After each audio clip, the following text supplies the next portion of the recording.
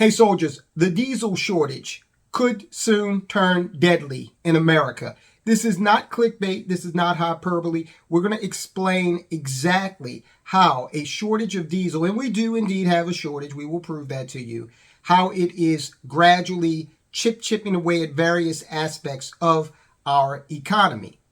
Now, I know you might be hearing two different schools of thoughts on this. One says we're about to run out of diesel in a matter of days. The other says there's no shortage at all. Well, the truth lies somewhere in between, and we're going to endeavor in that right now. First of all, we do have a diesel shortage. And as you can see by this chart, the level of diesel supply that we have in the nation is the worst it's been since 2008. Okay, that is a reality. It's not the worst it's ever been, but it certainly is the worst it's been in close to a decade, a little over a decade. Okay, so the fact of the matter is we do have 25.6 days of diesel in storage. Now, does that mean that in 25 days we're going to have no more diesel at all? No, it does not mean that. It means that the capacity in terms of days is probably going to stay around 25 unless the demand rises. All right, because we do, even though we have a refinery problem, and we're going to get into that, that's the big part of the problem, we do still have oil being refined into other products. Now, why are we here? Well, we are here in large part. There are really two reasons.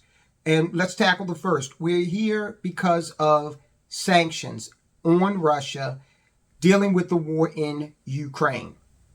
It's important to know how to parse this information out. I want to introduce you to a term, refined petroleum products. We were getting 21% of our refined petroleum products from Russia, as you can see from this chart. The majority of our exports of these refined products were coming from Russia. Now, there is another term that's just the imports, okay? The actual imports from Russia accounted for 8% of all U.S. petroleum imports. We're not talking about the refined products. We're talking about the raw commodity in that case. So I wanted to be very clear about that because this is part of the confusion that you're hearing out there in the media. We've got, on the one hand, the refined products that have gone through the refining process to give us things like diesel, gasoline, kerosene, things like that.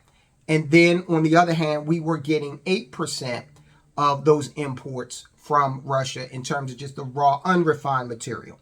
All right, and around April of this year, we stopped all imports from Russia of the raw material as well as the refined products. So we haven't been getting that 21% from them.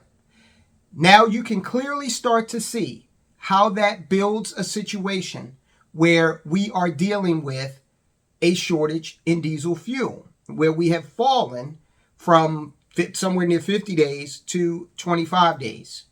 And make no mistake about it, that amount had been falling, okay? And there's a reason internally for that. Now, we talked about the sanctions. This is real. We saw, and here's another chart. We're getting chart happy today. Here's another chart detailing of exactly when oil started to spike. Remember, President Biden announced the initial round of sanctions on Russia on February 22nd. Immediately upon announcement of those sanctions, we saw oil start to spike. And it really hasn't come down to the levels it was at since.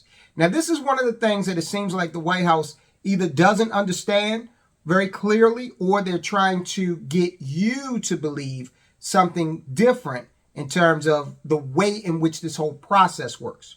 Case in point, Joe Biden is consistently out there saying that the oil companies are responsible for the price. Now, I hope he knows that's not true. OPEC, by and large, sets that global oil price. The oil companies respond to that, and then they set their pricing accordingly. Let me give you a very interesting statistic. Do you know how much profit a gas station, your local gas station, makes on a gallon of gasoline? It's about 2 cents, okay? depending on where you are in the country. It could be even lower if you are, like in California, for example. That's why you see a lot of these gas stations. They'll have the mini mart, they'll have the car wash, and they may even have a mechanic's bay as well, because they're not really making any money off of gas. Gas is like a loss leader. They know you need it, so you're going to come to this central location, and while you're there, you're going to, get some lunch. Like there's this place called Royal Farms here in the Maryland area where they've got like fast food. Okay, Sheetz does that. I believe Wawa does it. Okay, so gasoline is the loss leader. Nobody's making any damn money off of gasoline at the local gas station level. Okay, this is why you don't see too many standalone stations. This is why you see them coupled with, again, the mini mart and other things. So it's very troubling when the president continually asserts that the oil price has moderated, so therefore gasoline should come down accordingly. And if it doesn't, then that means the oil companies are engaging in profiteering. Here's the deal. We don't have the refining capacity here in America to take that raw material and break it down into those distillates, like, again, diesel, gasoline, kerosene. We don't have the capacity that we used to. And look, the world knows it. Here is the Saudi Minister of Information, one of them talking about the situation that we have in this country with a lack of refining capacity. With due respect, the reason you have high prices in the United States is because you have a refining shortage that has been in existence for more than 20 years. You haven't built refineries in decades. You have now, unfortunately, and my condolences to the victims and to those who were injured, I wish the quick, speedy recovery. You have accidents that happened in a refinery in California, and you have a number of refineries in the Midwest that were shut down. It's as a result of this shortage of refining capacity that you have a shortage of gasoline and an increase in the price of gasoline. All right, as you can see from this next chart, the bulk of the refineries are concentrated down in the Gulf section of the country, that southeast portion of the country. You look up into the mid-Atlantic, and they're not very many. That's why the mid-Atlantic is going to feel the brunt of these diesel shortages, because we just don't have the refining capacity. Now, we're going to get to this potentially life-threatening situation in just a second. Let's go over a couple of more things.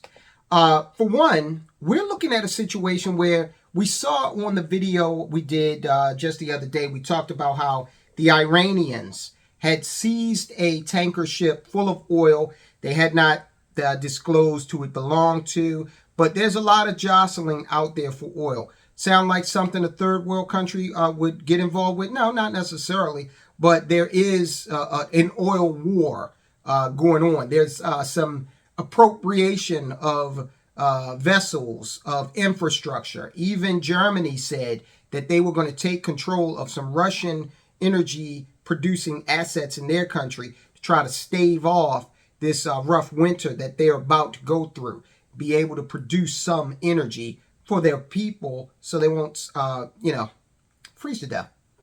Back in October, we saw a little squabble develop between oil traders in Europe and oil traders in America. There seemed to be some sort of a bidding war because those traders in America were actually able to bid on the price of a tanker full of diesel and get it rerouted from Europe to the U.S. Okay, so this is the kind of thing that's going on when you take Russia's oil offline and you implement these draconian green policies that do not account for the fact that, let's take Russia, for example.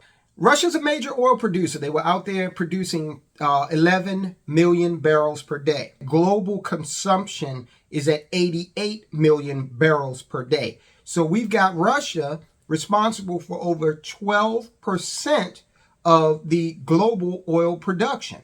That's a significant number. You take 12% of anything off of the table and you're going to see a corresponding rise in prices. So we've got that double whammy there. We're looking at, the sanctions and what they've wrought in terms of taking that Russian oil offline. And then here in America, we've got a lack of refining capability, refining capacity. Now, we do have refineries here, but understand, building a refinery is no small feat. Not only that, it takes about 2 decades for one of these things to become profitable. So let's say you are in that business and you are considering building a new refinery. And you know that it's not going to be profitable immediately. In fact, you're looking at somewhere in the neighborhood of the early 2040s before you can expect to turn a profit. Now, in that time, we've got leftist politicians the world over who are very anti-traditional energy, okay, the stuff that actually runs the world.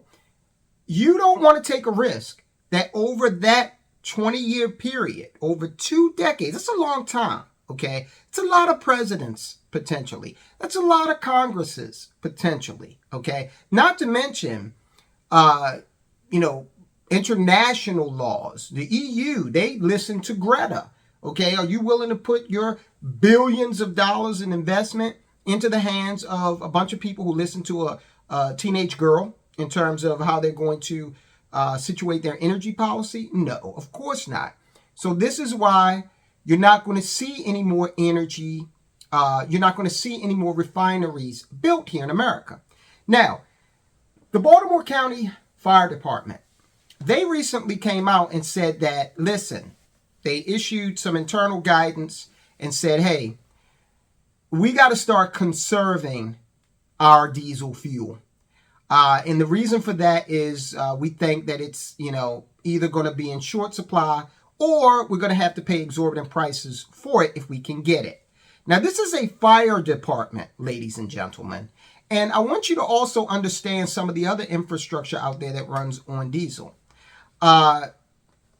Trash collection trucks, okay? They're diesel-powered machines. Now, in a lot of areas, of course, they are operated by the municipality, but in some areas, they're operated by private companies with contracts through the municipalities. Okay, and trash collection is not something you think about paying for, right? Unless you have to drive your trash to a dump, then maybe you have to pay for it in that instance. But we are seeing a potential issue develop, a public safety issue develop, if we have fire departments out there having difficulty getting the fuel that they need to run their apparatus. Now, we've had all kinds of stories in the news throughout 2022 about volunteer fire companies having trouble getting diesel. Now, the Baltimore County Fire Department is bifurcated. There is a portion that is career and there is a portion that is volunteer. The guidance was issued by the career folks. We're putting our men and women who go out there and handle these emergency calls, we're putting them in a situation where they're kind of becoming handicapped if they can't get the fuel to move the vehicles, right?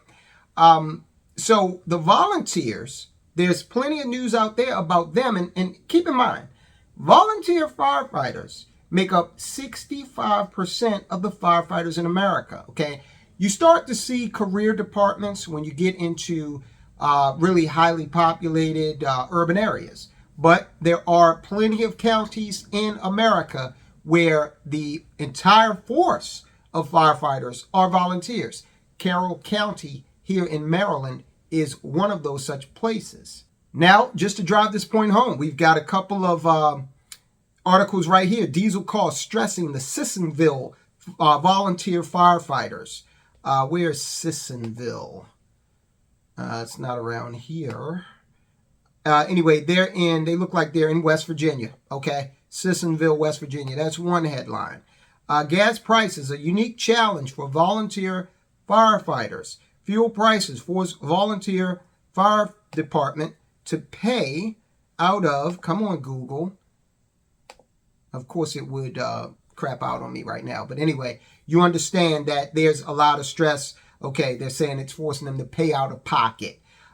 There's a lot of stress to move these big vehicles that do hard work, okay? And this is why the policies are what they are, because Leonardo DiCaprio doesn't get his fingernails dirty when he goes to work. Joe Biden has never done the type of work that would have him come home with calluses on his hands. These people that are making the policies are so far removed from the real world that they are incapable. They're just totally incapable of being able to relate with what makes the world truly work.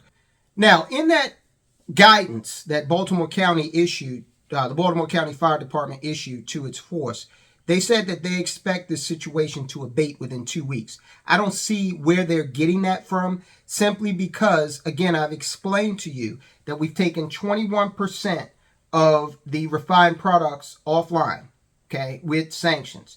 That at least is not coming to America, all right?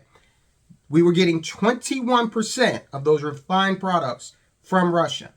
We were getting 8% of the unrefined product from Russia, okay? We've got Russia in this situation. Look, I don't want to hear about whether you are on the side of Ukraine or the side of Russia. This channel is talking about the economic effects of the decisions that have been made, regardless of which side you're on. You know what side I'm on? I'm on my side. So what we're seeing is, since that capacity is no longer available to the United States, at least, when is this situation? Does the Baltimore County Fire Department, do they have some inside intel that the rest of us don't?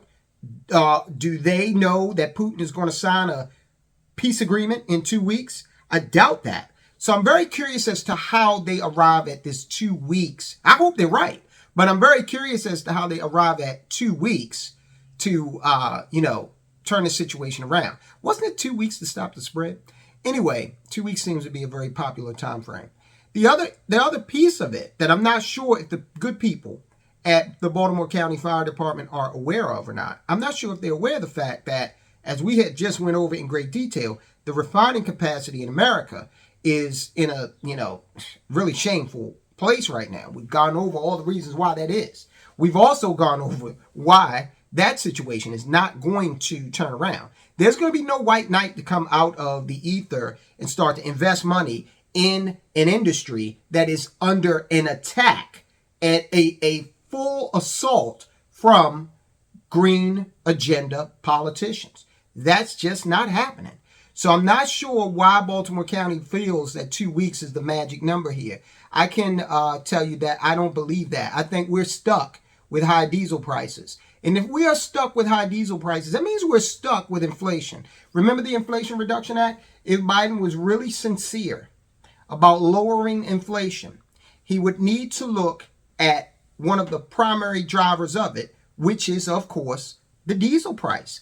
Because everything we saw, let's take a look at it again. Look at the map of refineries. So if you're going to have a refined product travel from, let's say, Louisiana up to Maryland, okay, that's going to add expense to that product, right? So that shortage, all of that is going to be added in. If you're going to have diesel fuel, which is already in short supply, driven from a terminal where a truck fills up with it and then brings it out to a gas station, that all of that cost is combined. So we always talk about the farmers. They need to use diesel equipment to plant. They need to use diesel equipment to harvest. The ships, the trains, the trucks, they're all using this product, right? And when you talk about refined products, you're also talking about jet fuel. Now, it's not diesel, but it is a refined product. So everything that is getting shipped some way, somehow, is exposed to this price. And that is passed on at the checkout aisle in the grocery store, at Target when you buy your kids some school clothes, everywhere. At the takeout spot when you go to get, a cheesesteak. Everywhere that's passed on. And there's no way that you can reduce that if oil and the product diesel remains in short supply. So folks, we got that election coming up. Hey, Now you know, okay, there's a party out there that wants to continue this. And then there's another party. And I'm not saying the Republicans are the greatest thing since sliced bread. Absolutely not. In my opinion, most of the Republicans are very weak-kneed, and they're just as ambitious and, cowardly as the Democrats. But there needs to be a change. There needs to be some sort of change from the direction we're on now. And I can assure you, the Democrats, they have made you well aware of the fact that they are not interested in making such a change. In fact, they are interested in going full bore down this road where we continue to constrict energy supply and quite possibly confine this country to the status of a developing nation economically in a few years, okay? When you can't afford to go and get a steak because the fuel prices or the prices to feed the cows, to bring them the feed, all that has gone up, and now the damn steak costs $35. All right, guys, keep your eyes on the prize in terms of purchasing assets. Now, one of the positive things about this economic situation we're in is that it has driven some assets to low points where they become more affordable. Take a look at this video. We're talking about that very situation. We're talking about an asset that has become more affordable. We're also talking about a liability that has become more expensive, thereby discouraging you from incurring this liability. That's a good thing. All right, guys, I'll talk to you soon.